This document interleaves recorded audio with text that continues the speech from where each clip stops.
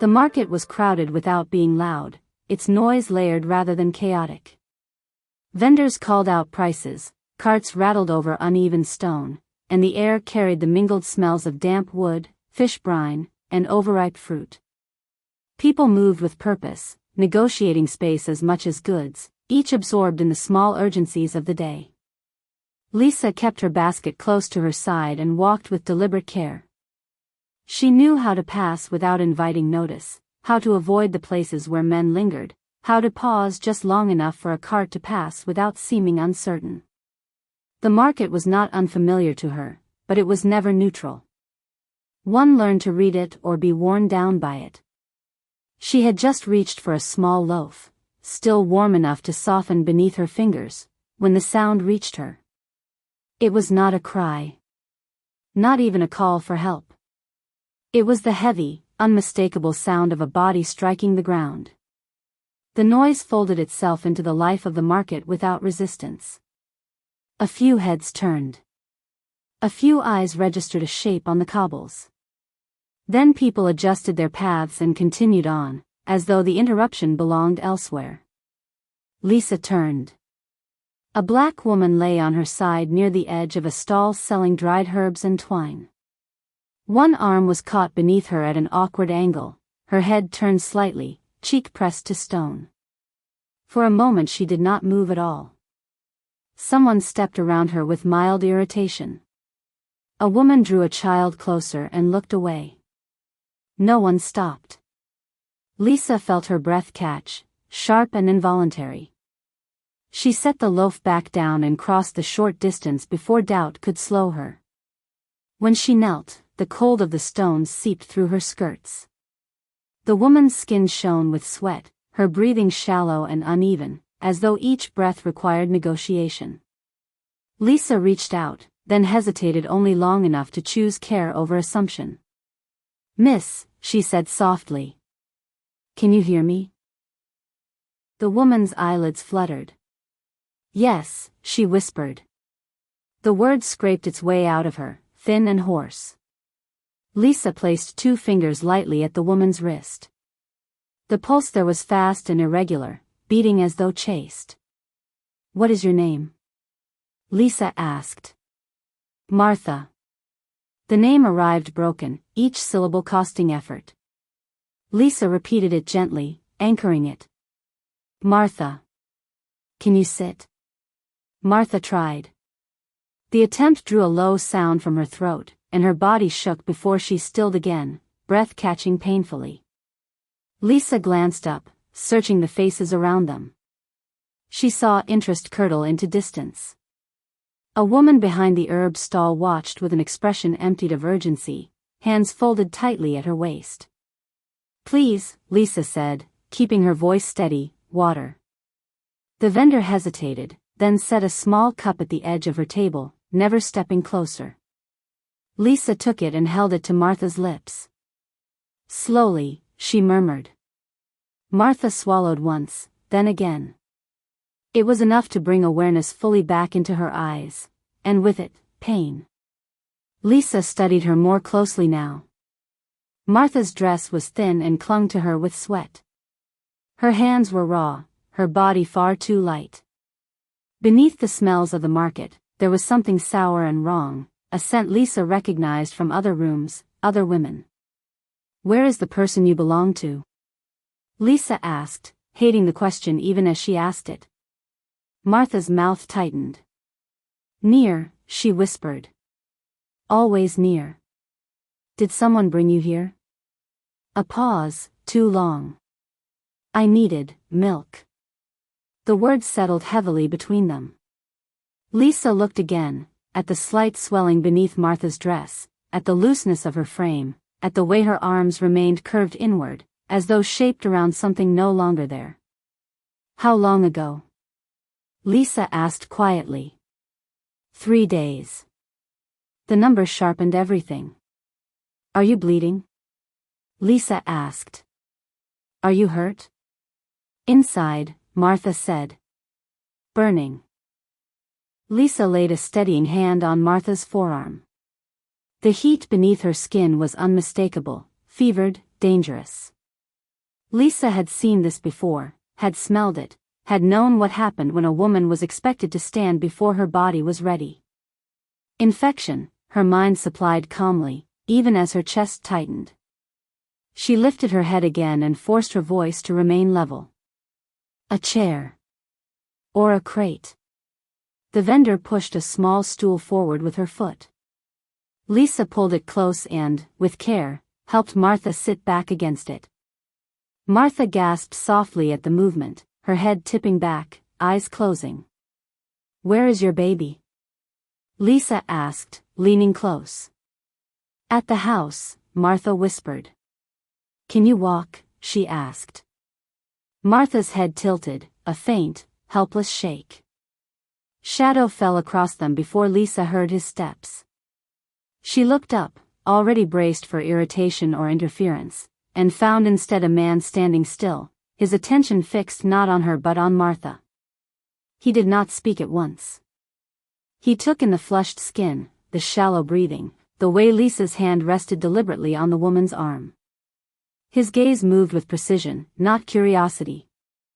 "How long has she been like this?" he asked. The voice was calm, accented, unmistakably accustomed to being answered. Lisa remained kneeling. "She collapsed moments ago," she said. "She gave birth 3 days ago. She has a fever."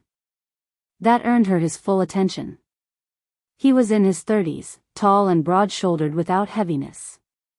His coat was dark and well cut but worn at the cuffs, the kind of garment that suggested use rather than display. His face was striking in a restrained way, clean lines, steady eyes, a mouth inclined naturally toward seriousness. When he looked back at Martha, his expression did not change, but something in his posture shifted, as though a decision had already been made. "Can you stand?" he asked Martha, though his tone suggested he did not expect an answer. She tried. Failed. He did not hesitate.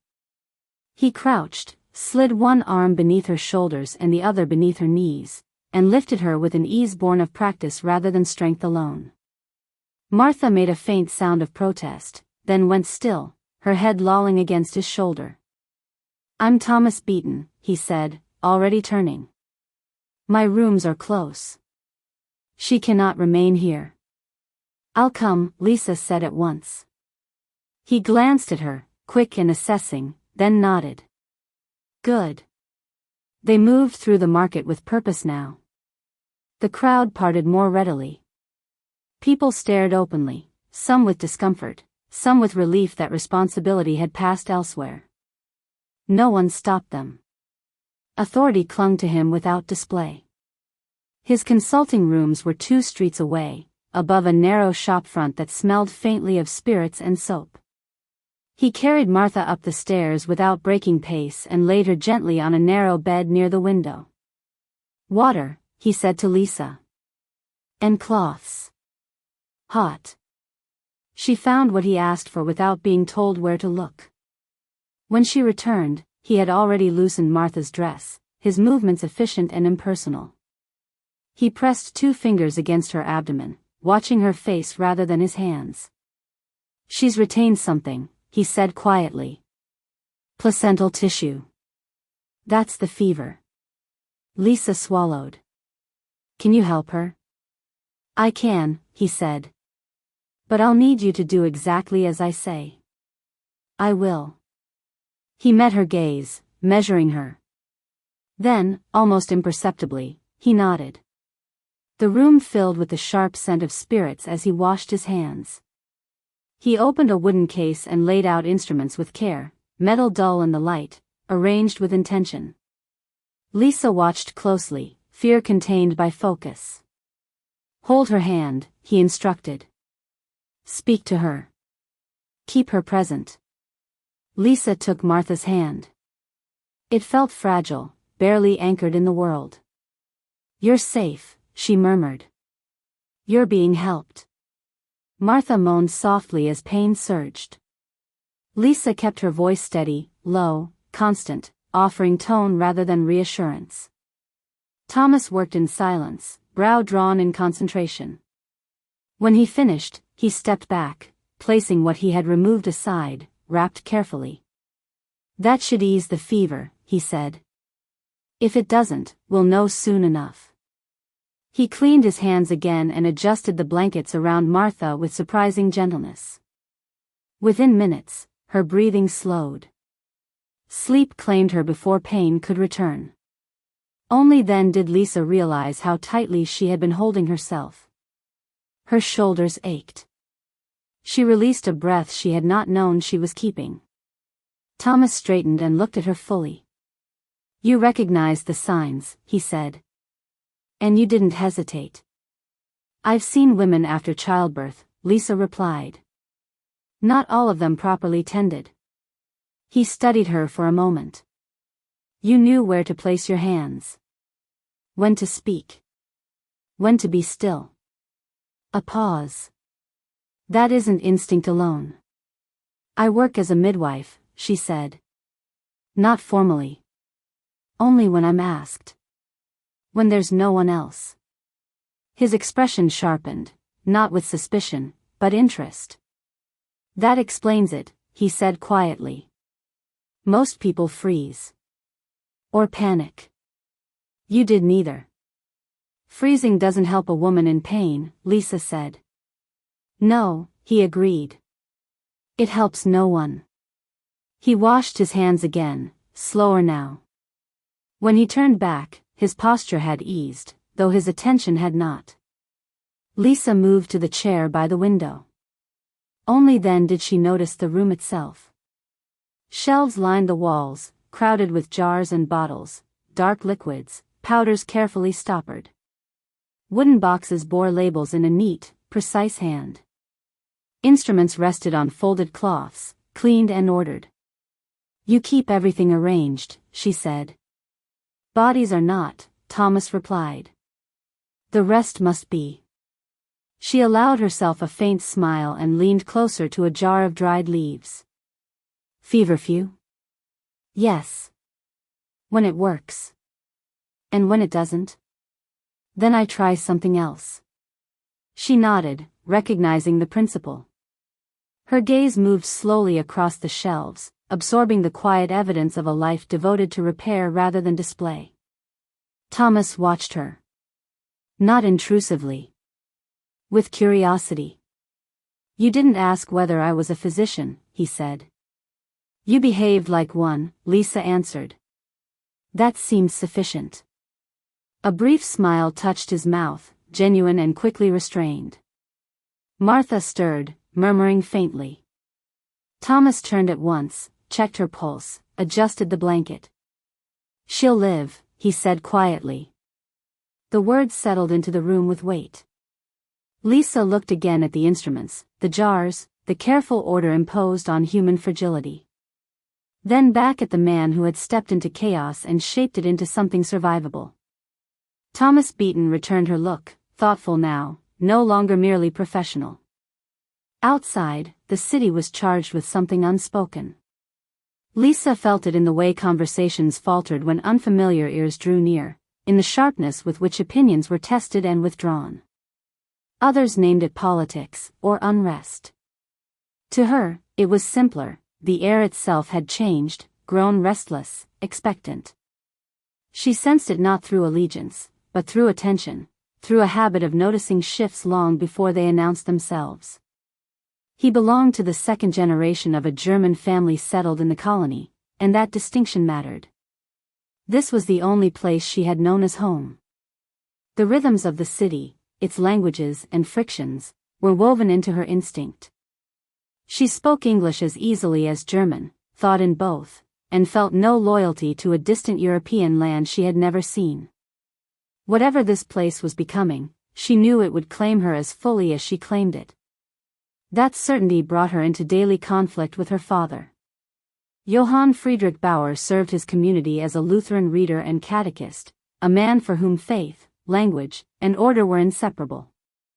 He believed identity was preserved through discipline and inheritance, not choice.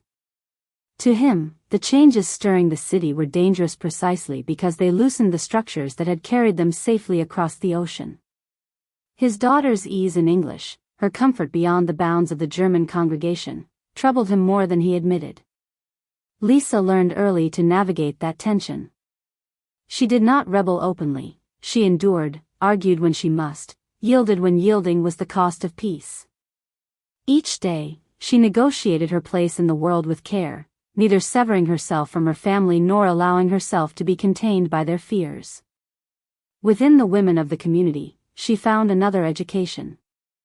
She learned the arts of childbirth not from books, but from observation and repetition, how to read a woman's breathing, how to recognize the difference between pain that must be borne and pain that signals danger. She learned when to intervene and when to wait. But as her confidence grew, so did her frustration. She could bring life into the world, yet remain powerless once complications took hold. Too often, she watched women suffer from ailments no one thought worth naming, much less treating. Lisa wanted more. She wanted knowledge that reached beyond tradition and habit. She wanted to understand the causes of suffering, not merely endure its patterns. And though she had no language yet for how such learning might be pursued, or at what cost, she knew with a quiet certainty that her future would not be confined to what had already been decided for her. The city was changing. So was she. Lisa remained by the window, her attention divided between Martha's slow, even breathing and the shelves that lined the walls. The room felt removed from the city, held apart by purpose rather than distance.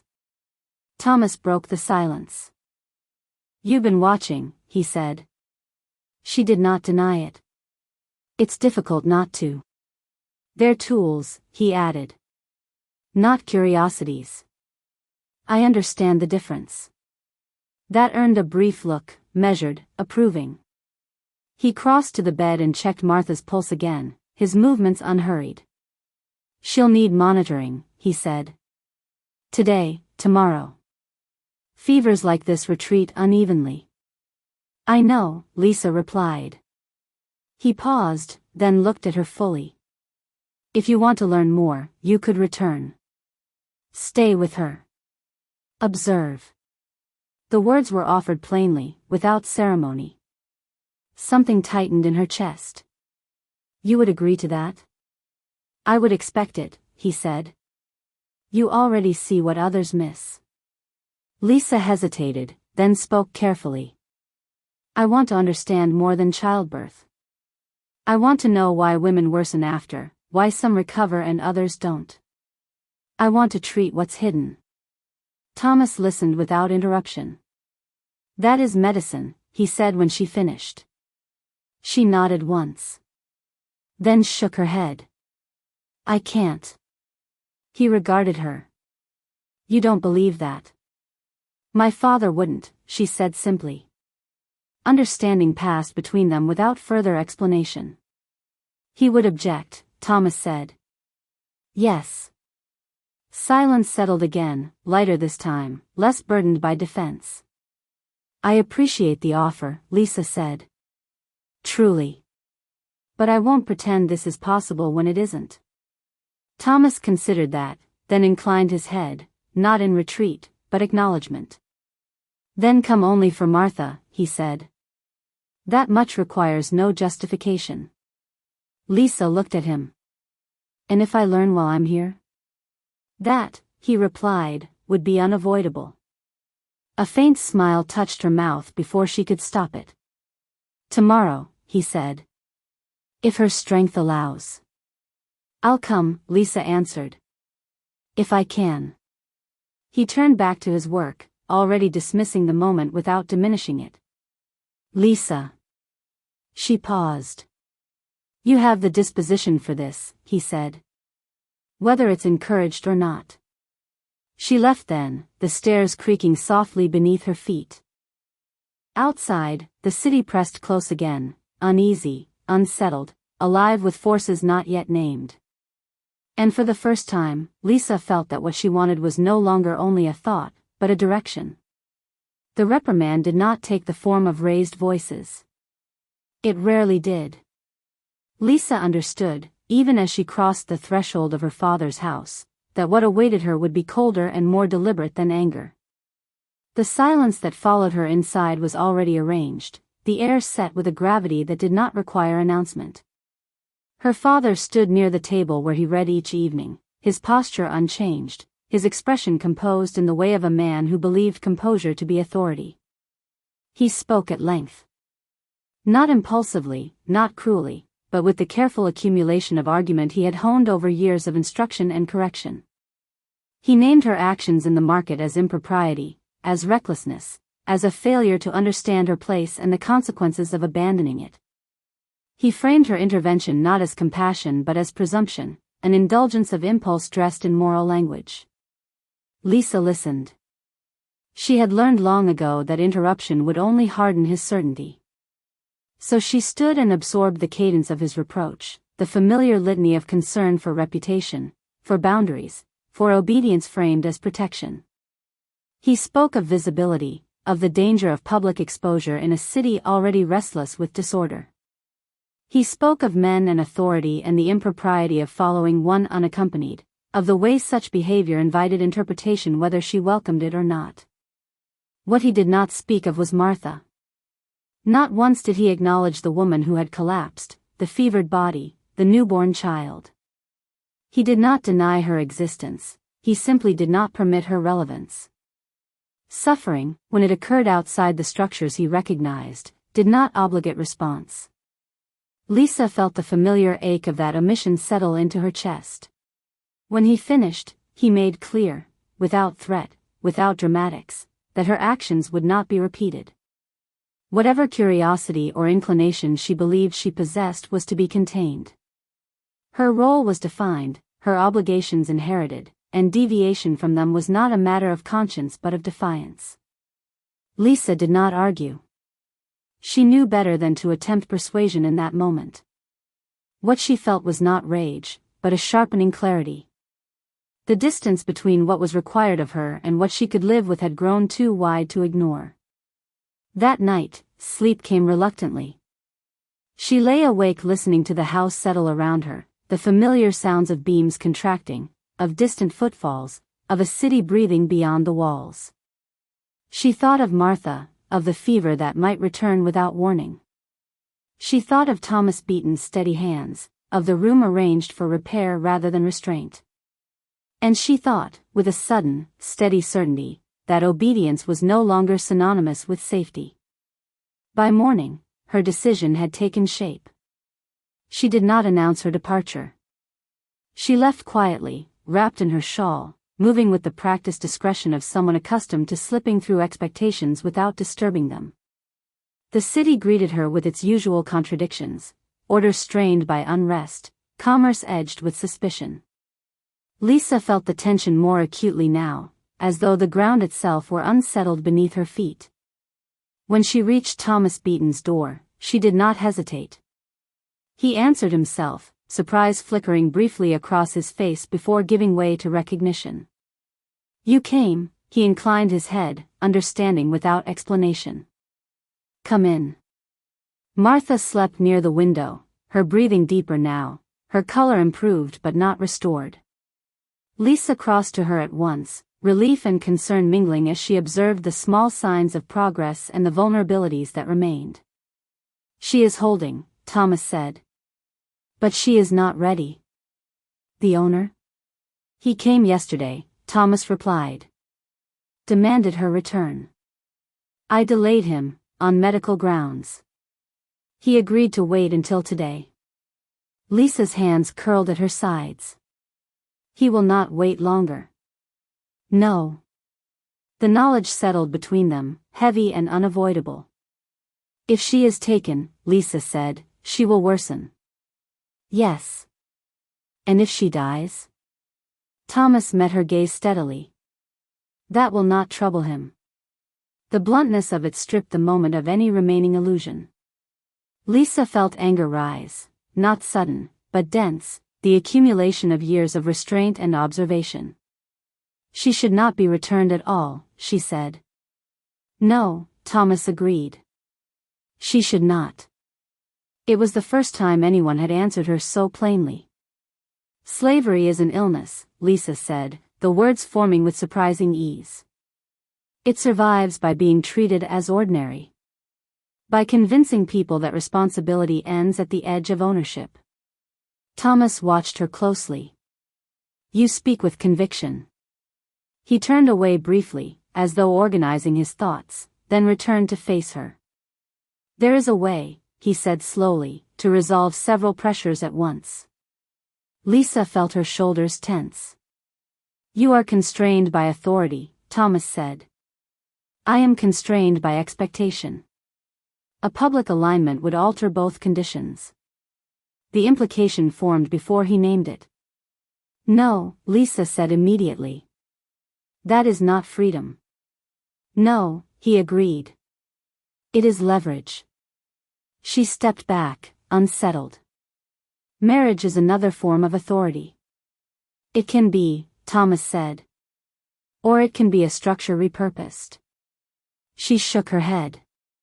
You underestimate what you're asking. I understand it precisely, he replied. A legal arrangement. Immediate. Public. Without pretense. Separate lives, if that is what you require.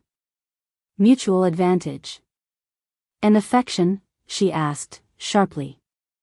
Optional, he said, without hesitation.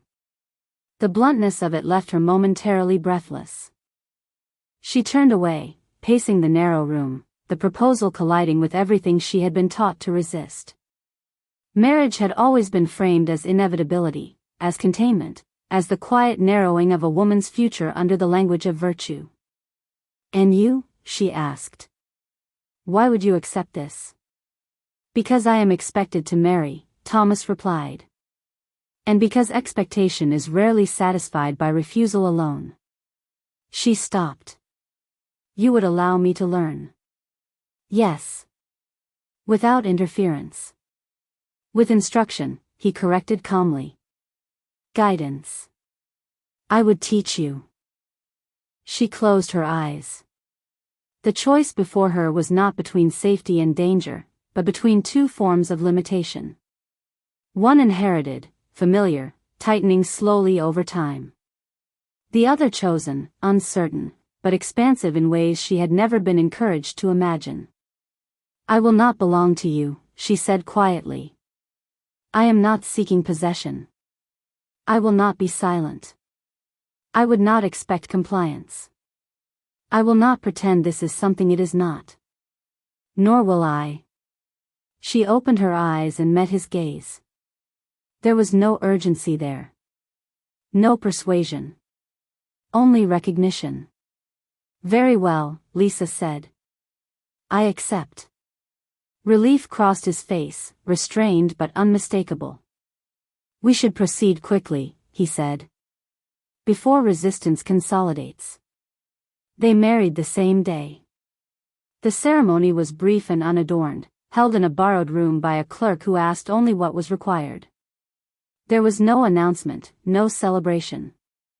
Two witnesses stood nearby, uncertain what they were marking. Lisa wore the same dress she had worn that morning. Thomas wore his coat, cleaned but familiar. When they spoke their names, they did so without emphasis, as though recording a fact rather than declaring a future. The reaction followed swiftly. By evening, the city had begun to speak. A physician married without warning. A German woman of uncertain standing. No courtship. No explanation. The union unsettled expectations not because it was improper, but because it resisted interpretation.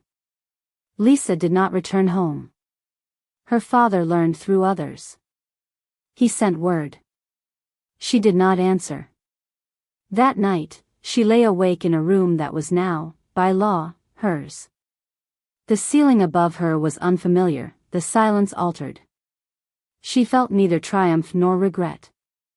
Only the steady awareness that something irreversible had been done. After that, time did not announce itself as a transformation. It accumulated. Days passed first as adjustment rather than change, marked by practical negotiations, which shelves were hers to use, which hours were reserved for patience, which silences were intentional and which merely unoccupied. Lisa learned the shape of the house not as a wife might, but as a presence newly legitimized. Nothing in it claimed her, yet nothing excluded her either. Thomas made no effort to redefine her role. He spoke to her in the same tone he had used before the marriage, measured, precise, neither indulgent nor guarded. If anything, he seemed relieved by the clarity the arrangement provided. Questions that might once have been suspect were now expected. Her presence in the consulting room was no longer provisional. "You'll begin with anatomy," he said one morning, setting a thin volume on the table between them. "Not theory. Observation." Lisa looked at the book, then at him. "You trust me with this?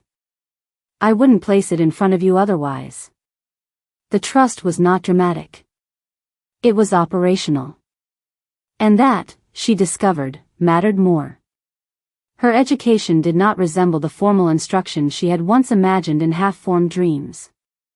There were no lectures, no orderly progression through established doctrine. Instead, Thomas taught as he practiced, responding to what presented itself, adapting to necessity, discarding what did not serve. He showed her how to take a pulse properly, not merely counting, but listening. How to read breathing. How to distinguish between pain that warned and pain that exhausted. He taught her the names of instruments and, more importantly, when not to use them. "You cannot force a body into coherence," he told her once, watching her hesitate over a patient with a lingering fever. "You can only remove what prevents it from finding its own." Lisa absorbed this with the seriousness of someone unaccustomed to having her curiosity legitimized. She asked questions without apology now, and Thomas answered them without condescension. When he did not know, he said so plainly. At night, when the house settled into quiet, she found herself drawn to the shelves of his personal library. The books there bore the marks of long use, annotations in the margins, folded pages, spines broken by repetition. They were not all medical. Philosophy stood beside natural history. Political tracts rested among volumes of poetry and theology. She read hungrily. Not as a transgression, but as an extension of the permission already granted. Thomas noticed without comment. Occasionally, he would pause by the doorway, observing her bent over a text too large for the table, her brow drawn in concentration. He never interrupted. The sight seemed to confirm something he had already concluded. It was during one such evening that the conversation shifted. She was reading aloud quietly, testing the cadence of unfamiliar terms, when she came across a passage that made her stop. "This author argues that suffering cannot be justified by custom," she said, looking up. "That longevity of practice does not equate to moral legitimacy." Thomas smiled faintly. "A dangerous idea. Do you agree with it?" "Yes," he said without hesitation. "Which is why it rarely makes one popular." She studied him then with renewed interest. "That position would not be common here." "No," he agreed. "Nor was it particularly encouraged where I was trained." "Scotland," she said. "You've mentioned it, but rarely." He leaned against the doorframe. "There are reasons." She waited. "My family were Jacobites," he said finally. "Not romantics. Pragmatists who chose the wrong allegiance and paid for it in pieces rather than all at once." Lisa's attention sharpened. "That isn't something most people would admit." "Most people do not see the value in clarity," he replied. "I was raised to distrust empires that justify themselves through inevitability." The words resonated with something in her that had not yet found language. "And slavery?" she asked quietly.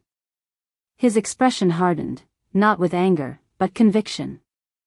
"An abomination sustained by convenience. It will rot this place from within if it isn't confronted." Lisa felt something shift then, not attraction, not yet, but alignment. They were not discovering one another through confession or dramatic exchange, but through the steady revelation of how each thought when no performance was required. Their partnership deepened in the work itself. They treated women together, those whose ailments had been dismissed as temperament or weakness. Thomas never spoke over Lisa. When she observed something he had not, he listened. When she erred, he corrected her without embarrassment. Gradually, patients began to address her directly. Mrs. Beaton, they would say, hesitantly at first. Then with confidence. The title still felt unfamiliar, but the work did not. It was in these small, ordinary moments, handing him clean cloths without being asked, anticipating his movements during a difficult procedure, sharing glances that communicated decision, that something quieter began to take root. Thomas noticed it first in absence rather than presence. In the rare mornings when Lisa was delayed, the room felt unbalanced. He found himself waiting for her observations before concluding his own. He adjusted his explanations to account for her curiosity even when she was not there. Lisa, for her part, became aware of him not as authority, but as companion. His restraint, once merely professional, revealed itself as discipline hard-won. His humor, dry and infrequent, surprised her with its timing. They shared meals when schedules allowed. Not ceremonially. Simply because it was efficient. One evening, as she reached for a plate and their hands brushed, the contact lingered longer than required. Neither of them moved immediately. It was not charged with urgency. It was charged with possibility. Lisa withdrew first, not in retreat, but acknowledgement. Thomas said nothing. But later, as he passed her in the corridor, his hand rested briefly at her back, guiding, protective, unnecessary. The touch remained with her long after. Morning came early, often before the city had fully stirred. Thomas was methodical by habit, Lisa by inclination. She learned quickly how to move within his routines, when silence was required, when questions were welcome, when urgency allowed no margin for hesitation. Over time, she no longer waited for instruction. She anticipated. It was not something Thomas had expected to value as deeply as he did. They worked side by side with an efficiency that drew little attention at first. To an outside eye, it might have appeared merely practical. But within the narrow space of the consulting room, a quiet language developed between them. A glance that signaled hesitation. A lifted brow that suggested an alternative. A pause that invited reconsideration. Gradually, Thomas began to explain less and ask more. "What do you see?" he would ask, stepping back slightly. Lisa answered with care at first, aware of the weight such questions carried. When her observations proved sound, when outcomes confirmed her instincts, her confidence settled into something steadier, less provisional. Her studies deepened as the weeks passed. She rose early to read before the first patients arrived and returned to the books again at night, copying passages by candlelight, translating where necessary, testing theory against experience. The volumes in Thomas's library did not offer gentle introductions. They demanded judgment rather than obedience, and Lisa met them with a seriousness born of long-denied permission. Thomas noticed the marginal notes appearing in his books. At first, the sight unsettled him, not out of irritation, but recognition. The habit was his own. Seeing it mirrored confirmed something he had already begun to understand. Lisa was not merely learning, she was shaping knowledge to her own use. "You argue with them," he observed once, indicating a heavily marked page. "I don't accept certainty without proof," she replied. "That will serve you better than reverence," he said. Their partnership deepened through the work itself. The shift came not in crisis, but in quiet. It was late, the last patient long gone, the house settled into its familiar stillness. Lisa was tidying the instruments with movements grown habitual, her attention half on the task, half on the rhythm of the room. Thomas stood by the window, watching the light recede from the street below, the city softening into shadow. "You've changed the way I work," he said, without turning. She paused, cloth still in her hand. "I hope for the better." "It is," he replied. After a moment, he added, "But that isn't what unsettles me." She waited. "I no longer imagine doing this without you." The admission was offered plainly, without flourish or expectation. It carried the weight of fact rather than confession. Lisa felt it settle into her with surprising steadiness. "Nor do I," she said. The silence that followed was dense, inhabited. When Thomas crossed the room, he did so deliberately, stopping just short of her. He did not touch her at once. He waited, allowing space rather than claiming it. Lisa's decision came without hesitation. She reached for him. The kiss was unhurried, exploratory, marked by recognition rather than urgency. There was no force in it, no sense of conquest. It unfolded as their work together always had, attentive, measured, mutual. When they parted, their breathing was altered, but their composure remained. "This changes nothing," Thomas said quietly. "It changes everything," Lisa replied. "But not what we agreed." He nodded once. "Good." That night, they did not retreat to separate rooms. The decision required no announcement. It was acknowledged in the simple act of remaining. They shared the bed without ceremony, without haste. For Lisa, who had long associated physical closeness with obligation or consequence, the experience was quietly transformative. This was not endurance. It was choice. Thomas brought to her the same discipline that governed every other part of his life, tempered now by a gentleness that asked nothing of her but presence. He did not hurry. He did not assume. What he offered was attentiveness rather than claim. Afterwards, they lay together in silence, the unfamiliar comfort of shared warmth settling slowly. No declarations followed. None were required. That night was not an exception. They continued to share the bed in the days that followed, not as novelty, but as fact. The arrangement altered little in their outward conduct and everything in its undercurrent. Mornings began with an ease neither commented upon. Evenings ended without the need to decide where one belonged. The intimacy between them deepened not through intensity, but repetition. In the consulting room, the change was subtle but undeniable. Their movements were more assured, their glances more direct. They no longer hesitated at proximity. Touch became functional and, at times, quietly grounding, unnecessary, deliberate. Lisa recognized desire now not as disruption, but as an extension of trust. Thomas, for his part, found admiration inseparable from attraction. He was drawn not only to her intelligence, but to her refusal to soften it. To the audacity that challenged him without spectacle. To the steadiness with which she claimed her place beside him. They did not speak of love. They did not need to. It revealed itself in the way Thomas paused before entering a room she occupied, as though aware of her presence before he saw her. In the way Lisa reached for his hand in moments of fatigue, not for reassurance, but for shared weight. What had begun as arrangement had become habit. What had become habit was turning, quietly and inexorably, into commitment. And both of them knew it, not because it was declared, but because it was chosen again, each night, without question. By the end of the year, the city no longer bothered to disguise its agitation. What had once circulated as rumor now traveled openly, carried in the cadence of public speech and the confidence with which names were spoken aloud. Taverns filled earlier. Meetings extended late into the night. Pamphlets appeared on corners and vanished again by morning, passed from hand to hand with the urgency of contraband and the assurance of inevitability. Separation was no longer a provocation. It was an assumption.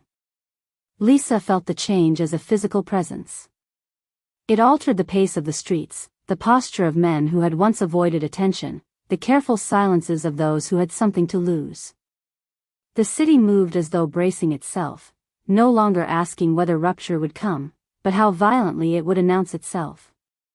The beaten household did not retreat from this atmosphere. If anything, they stepped into it. Thomas attended gatherings openly, no longer content to listen from the margins. He spoke when asked, and sometimes when he was not. His arguments were measured rather than incendiary, grounded in principle rather than grievance. He did not appeal to outrage. He appealed to responsibility.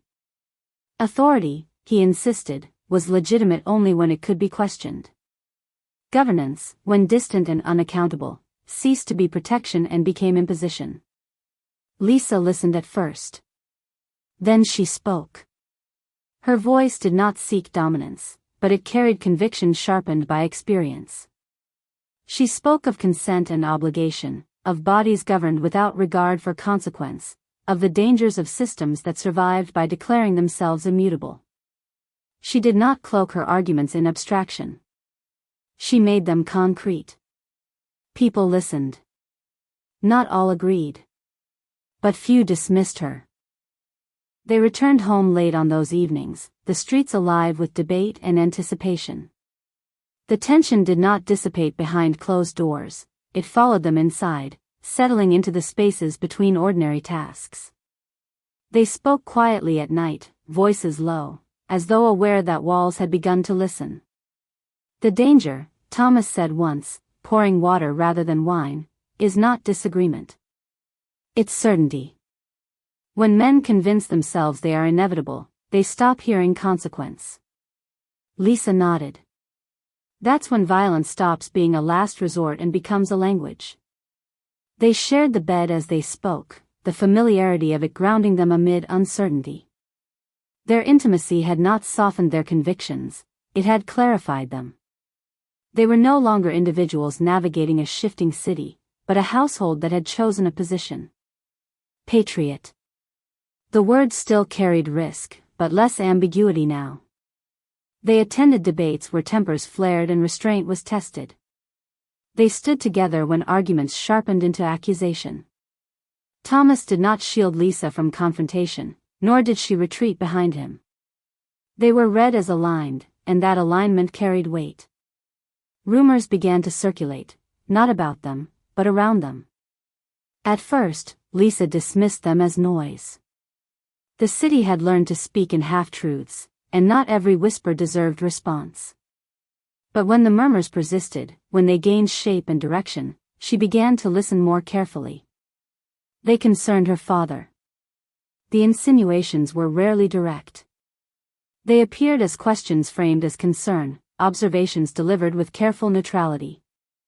Sympathies, it was suggested, did not lie with the emerging order. Lisa felt the weight of those rumors with a complexity she did not immediately unravel. Loyalty, she knew, was not inherited as cleanly as suspicion assumed. Her father's resistance had never been about crowns or kings.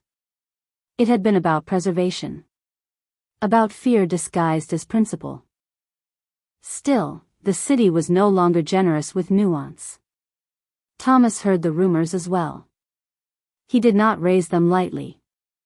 "They're beginning to ask questions," he said one evening, after a meeting that had ended in raised voices rather than resolution. About him, Lisa said. It was not a question. Yes. She absorbed that in silence. The distance between her public position and her father's private caution had been widening for years. Now, the space between them had become visible. "He won't change," she said finally. "No," Thomas agreed. "But the city might force him to choose. And if he doesn't? Then others will choose for him." The implications settled heavily. Lisa did not speak of it to her father. She understood, with a clarity that hurt, that conversation would not bridge what history had begun to pry apart. He lived by a logic shaped by survival under pressure. She lived by one shaped by the refusal to accept survival as sufficient. They met less frequently now. When they did, their exchanges were careful, stripped of anything that might invite rupture. He did not ask about her activities. She did not volunteer them. The silence between them was no longer strategic. It was protective. As the year turned, the city crossed a threshold. What had once been debate hardened into organization. Lists were drawn. Names recorded. Positions clarified. Neutrality grew increasingly suspect. Patients continued to come. Illness, after all, did not pause for politics. If anything, the strain of uncertainty brought new manifestations of distress. Lisa noticed it first, the way anxiety settled into bodies, the way fear mimicked disease. Thomas listened when she said so. They adjusted their practice accordingly, allowing more time, more explanation. The work grounded them, offering continuity in a city redefining itself. At night, they held one another with greater awareness of what was at stake. The intimacy they shared had deepened into something steadier, less exploratory. It was no longer discovery. It was reinforcement. Love, when it had arrived, had done so quietly. Now it functioned as infrastructure. The rumors about her father did not dissipate. They sharpened. Lisa heard of conversations she was not present for, of concerns raised without evidence, of caution interpreted as refusal. She resisted the urge to intervene. Any defense offered by her would be read as partial, compromised by her own position. Thomas did not press her to act. Some distances, he said gently, are not closed by argument. Rumors did not arrive suddenly. They condensed. What had once circulated as speculation, lowered voices, cautious glances, questions framed as concern, hardened into accusation. Lisa felt the shift before anyone named it openly. It announced itself in absences rather than confrontations, invitations no longer extended, doors that closed a fraction too quickly, conversations that altered course when she entered a room. Her father's name began to surface where it had not before. At first, it was spoken indirectly. A reader who cautioned restraint when others demanded commitment. A household that did not declare itself. A man who wrote letters beyond the colony, who maintained ties across lines that were rapidly being redrawn. In a city learning to divide the world into sides, such details ceased to be neutral. By the time the word espionage was used, it no longer shocked her. The visit came at dusk. Lisa recognized his step before the knock, a rhythm learned in childhood and never forgotten. When she opened the door, she found him standing rigidly on the threshold, travel cloak already draped over his arm, as though he had rehearsed departure more carefully than reunion. He looked older than she remembered. Not weakened, hardened. The city's tension had etched itself into him differently than it had into her, sharpening caution rather than resolve. He did not wait to be invited inside. They sat across from one another in the front room, the space unfamiliar to him, its order shaped by different priorities than his own. Thomas remained deliberately absent, a courtesy neither of them named but both understood. Her father spoke without preamble. He did not deny the rumors. He contextualized them.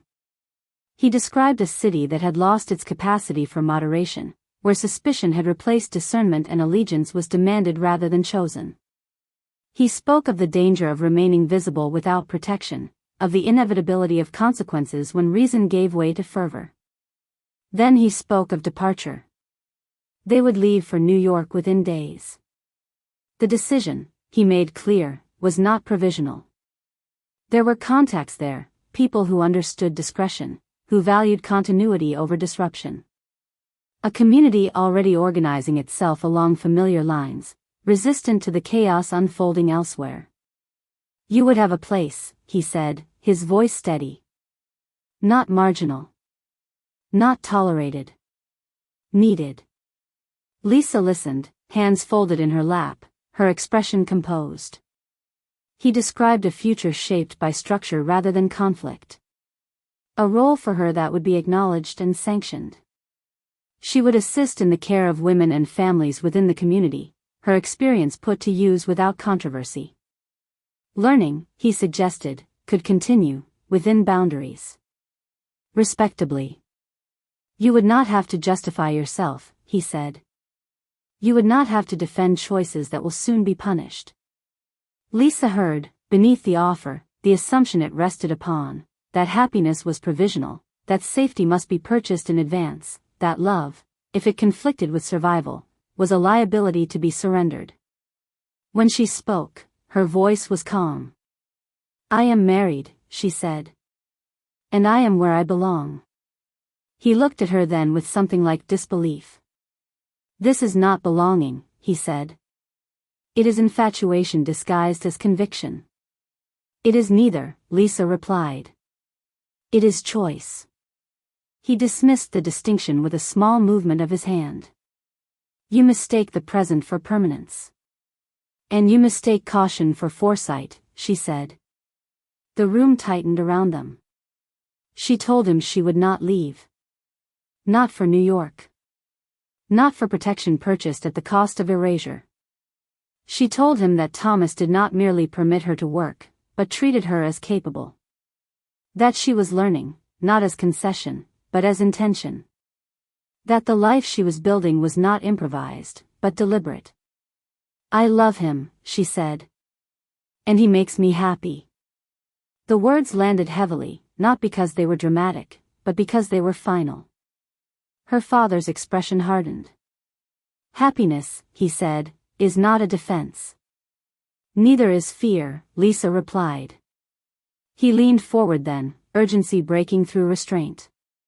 "You are aligning yourself with men who will lose," he said. "With an idea that cannot survive force. When this ends, and it will end, you will be remembered for the side you chose. And you," Lisa said, evenly, "have already chosen yours." His voice dropped. "When the reckoning comes," he said, "do not expect me to intervene. I will not shield you from consequences you insisted upon." Lisa held his gaze. "I am not asking to be saved," she said. Silence followed, dense and irrevocable. He stood without ceremony, drawing his cloak around him. At the door, he hesitated, not long enough to invite reconsideration, but long enough to register what was being severed. "You will regret this," he said. Lisa did not waver. "Perhaps," she replied. "But not today." He left without looking back. That night, Lisa stood by the window long after the street had emptied, watching the city settle into a restless quiet. When Thomas joined her, she did not speak at once. She leaned into him, drawing strength from a presence she no longer questioned. That evening, Lisa told him. Not at once. They finished their meal first, the motions familiar, the silence unforced. Only when the house had settled and the city's distant noise softened into something like breathing did she speak. She told him of the visit, of the offer framed as protection, of the future laid out for her as though it were a correction rather than a choice. She told him of the departure already planned, of New York waiting with its promises of safety and order. And then she told him she had refused. Thomas listened without interruption, his attention absolute. He did not pace. He did not fill the pauses she left. When she finished, he remained still for a moment, as though weighing not the decision itself, but the cost at which it had been made. "You chose to stay," he said finally. "Yes." "With me." "Yes." The simplicity of the exchange belied its weight. Thomas rose and crossed the room, stopping before her. This time, he did not wait for her to reach for him. "I have lived most of my life," he said, believing that attachment was a liability. Something to be managed, or avoided altogether. His voice was steady, but quieter than usual, as though the words required care. "I told myself that clarity was enough. That purpose did not require intimacy." He looked at her then, fully, without reservation. "I was wrong." Lisa felt her breath catch, not in surprise, but recognition. "I love you," Thomas said. He did not soften it with qualification or humor. "Not because you make my life easier, though you do, but because you make it truer. You challenge me where I have grown complacent. You stand where I would once have retreated. And I cannot imagine facing what comes without you beside me. The words did not sound rehearsed. They sounded chosen. Lisa reached for his hands, grounding herself in the familiarity of them before she answered. I have loved you for some time, she said. I simply didn't know when it became unavoidable. She smiled faintly. You gave me permission to become myself. And then you refused to be threatened by what you found. Thomas exhaled, something like relief passing through him. They held one another then, not in urgency, but in affirmation. The intimacy they shared now was neither tentative nor consuming. It was steady, earned. What we face will not be gentle, Thomas said after a time. No, Lisa agreed. But it will be ours. They spoke then of practicalities, as they always did. Of supplies and contingencies. Of the need to keep records discreetly, to listen more carefully than before. Of patients who would come regardless of allegiance, and of others who would test their resolve. They spoke of fear without dramatizing it, of courage without romanticizing it. Later, as they prepared for the night, Lisa stood by the window once more, watching lanterns move through the streets below. Thomas came up behind her, his hands resting lightly at her waist, a gesture that had become instinctive. We will not be untouched by this, he said. No, she replied. But we will not be undone by it either. They turned together from the window and went to bed, the shared space no longer remarkable, but essential. As they lay side by side, the uncertainty ahead did not recede, but it no longer stood between them. They would meet it as they had met everything else. Together. In 1784, the city felt different in ways that were difficult to measure and impossible to deny. New York still carried the marks of occupation and departure, homes emptied, loyalties rearranged, fortunes altered by a war that had made certainty a luxury.